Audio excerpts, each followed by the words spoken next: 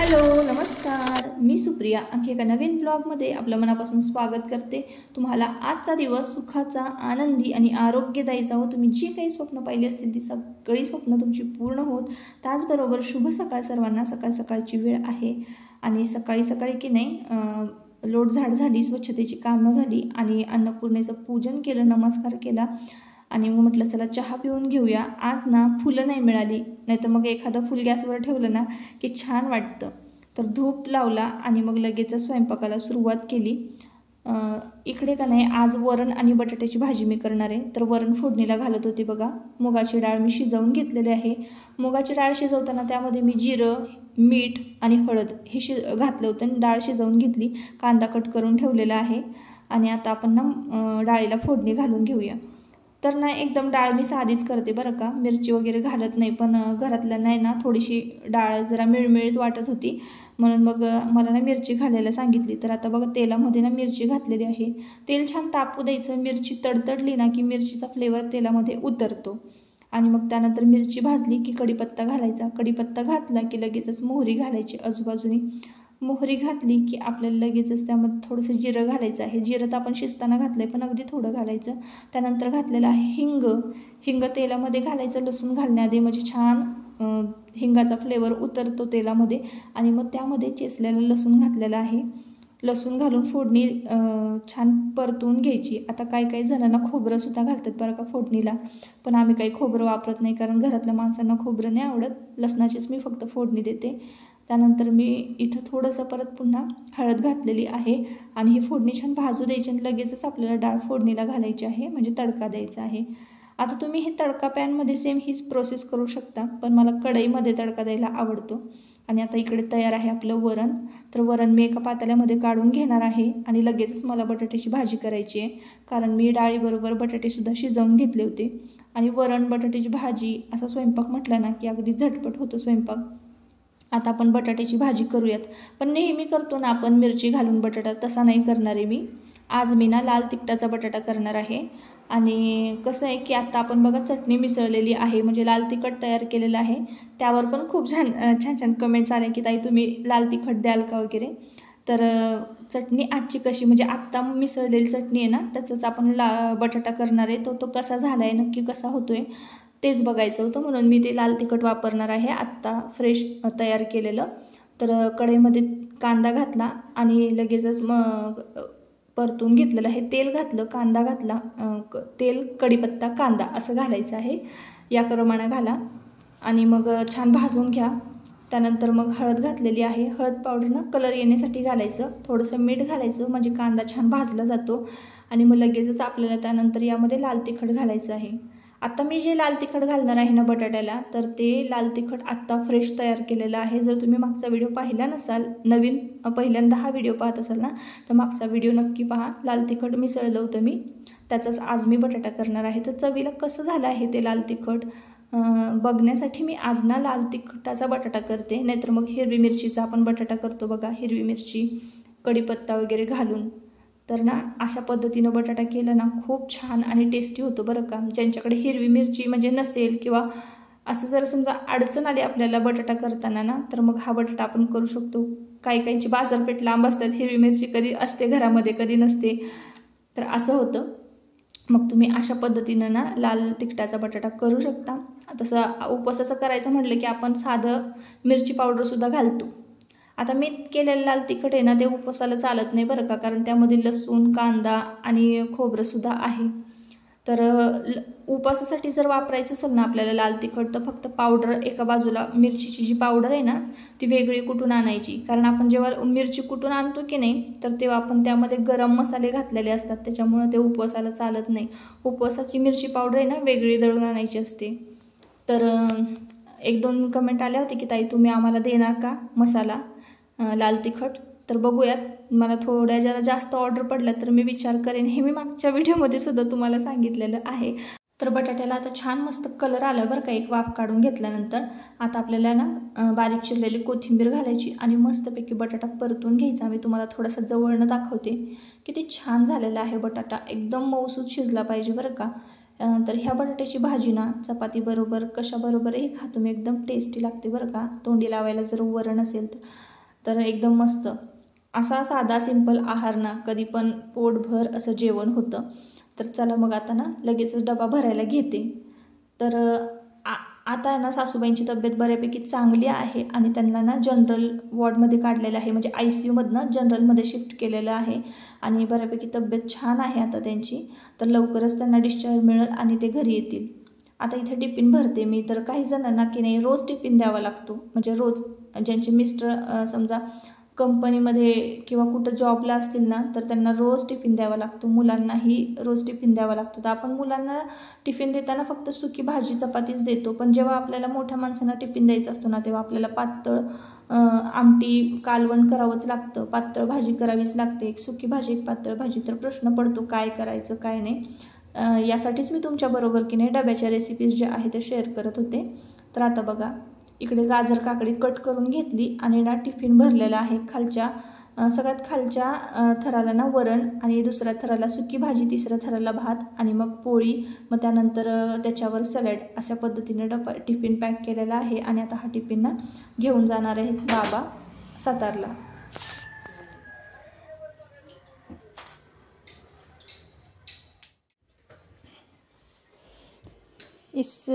असं तुकडं करून ह्यातला एवढा तुकडा द्यायला लागतोय. हा रोज काय हलवून येतं सिरेजर, तुला घेऊन येता येत नाही, आज परत घेऊन यायचा काय, आज परत घेऊन यायचा. हा काय कंपोस्ट कुठे आता,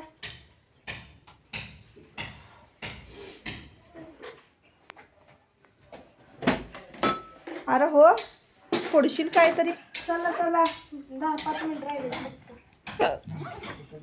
best of luck, best of luck. काय मायनस प्लस माहिती आहे ना, माहिती आहे. हा मी शिकवलंय ना. 5 - 2 5 - 2 5 मधनं मायनस काय होता, मायनस 5 - 2 5 मधनं मायनस गेले 2, 3 राहिले. प्लस आणि मायनस माहितीये ना तुला, छोटीशी लाईन दिसली तर ती मायनस आणि अशी प्लस दिसली का नाही, कळालं का, उभी आडवी लाईन दिसली की ती प्लस होणार. जा best of luck, bye bye bye bye. आणि स्पेलिंग माहिती आहेत ना 1 to 10. औषध पेर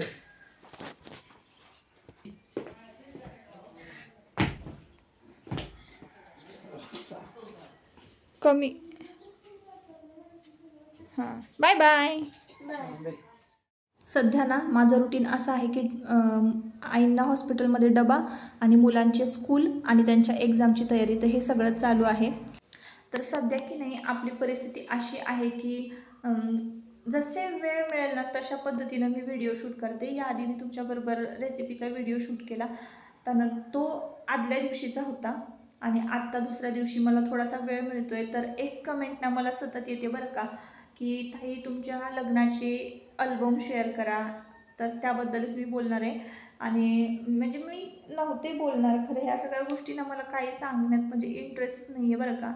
पण कसं असतं ना, आता तुम्ही बघताय मला आणि आपली छान ओळख झाली आहे. त्यानंतर आपले काही व्ह्यूवर्स असे आहेत की ती माझी खूप म्हणजे चांगल्या मैत्रिणी झालेल्या आहेत, छान छान मला कमेंटसुद्धा करतात. म्हणून मग म्हटलं चला तुमच्याबरोबर ना काही गोष्टी शेअर करूयात. तर ना टिफिन वगैरे झाला आणि आता नेहमीप्रमाणे माझी सगळी कामं आटपलेत. चला म्हटलं आता बोलायला बसूया, तुमच्याबरोबर गप्पा मारूयात. तर लग्न की नाही, लग्नाचा विषय म्हणजे आमचं लग्न ना खूप असं बिकट परिस्थितीत झालेलं आहे. कुठलीच हौसमौस आम्हाला कधीच करायला मिळाली नाही. त्याच्यामुळं ना आमच्या लग्नाचे अल्बमसुद्धा नाही आहेत बरं का.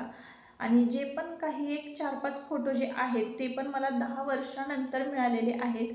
तर ते कसे तरी मी मिळवले आहेत बरं का, की कसे पण का असे ना वाकडे तिकडे आठवणी त्या आठवणीच असतात.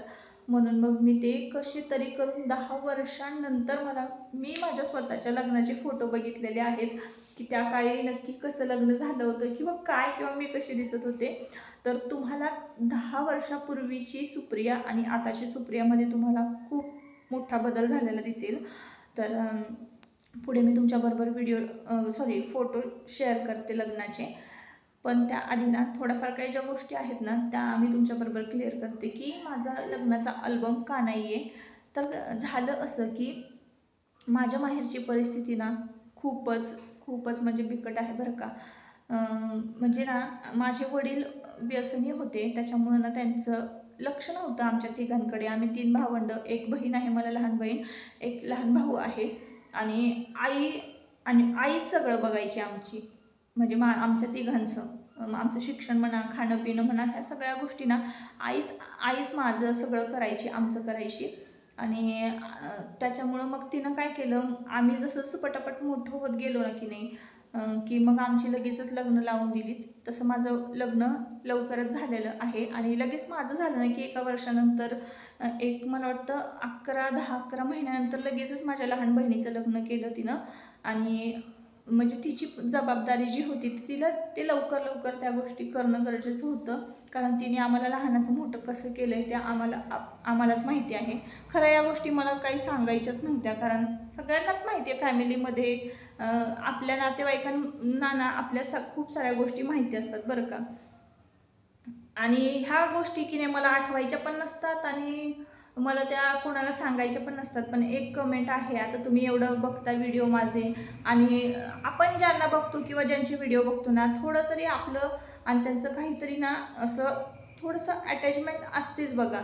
तर माझे व्ह्यूवर्स मला बघतात आणि छान कमेंट करतात ना, तर मग म्हटलं चला तुम्हाला तुमच्याबरोबर पण ह्या गोष्टी शेअर करूया. आणि तर कसं तरी मग मी ना शिक्षण घेतलं आणि मग त्यानंतर माझं लग्न झालं. लग्न झाल्यानंतर लग्न पण अशा परिस्थितीत झालं की कुठलंच त्यामध्ये डेकोरेशन नव्हतं, कुठला ना मेकअप नव्हता, पूर्ण नो मेकअपमध्ये मी अल्बममध्ये आहे, म्हणजे फोटोमध्ये आहे. ते पण मी फोटो असंच प्रिंट नाही केलेले, माझ्या मोबाईलमध्ये मी सेव्ह करून ठेवलेत. प्रिंट अशी कुठलीच नाही आहे, तेच मी तुमच्याबरोबर शेअर करते पुढे. तर असं तेल वगैरे लावलं आहे, छान वेणी वगैरे घातली होती, अशी टिकली लावली होती. मला अजून मेकअप आठवते, कोणीतरी मला नथ दिली होती, ती नथ मी घातली होती, ते पण माझ्याकडे नव्हतं.